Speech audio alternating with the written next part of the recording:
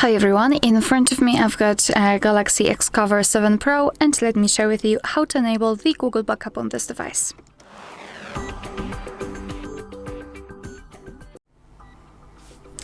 So let's begin with opening the settings, and here in this general list we have to scroll down and find accounts and backup.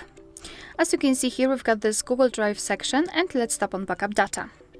Basically, if you've got your Google account added to the device, you can just tap on this section and you will be transferred to another step. If not, you have to add the Google account right now, so just tap on next and tap on add account. Make sure that you've got the internet connection because it is required, and here in this step you can either create a new account if you do not have your own yet, or simply type your email or phone, so let me do it. And tap on next. Right here we have to enter the password, so let me do this out of the screen.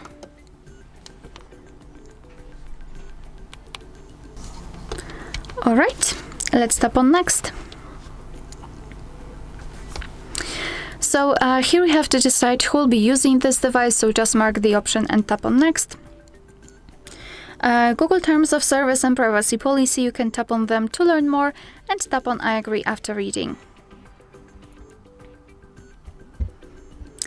Here we can decide what kind of data we would like to backup, so photos and videos or other device data, or both. Of course you can mark both. I'll choose only this one and then tap on confirm. Tap on manage backup. And here we've got our backup section where we can check how much space we've got left. Right here we can manage the storage, so for example remove some unnecessary files. Under it we've got backup details, so we can check what has already been backed up. Advanced settings, and I highly recommend to keep this option turned off to avoid some additional charges. And to finish everything, simply tap on backup now.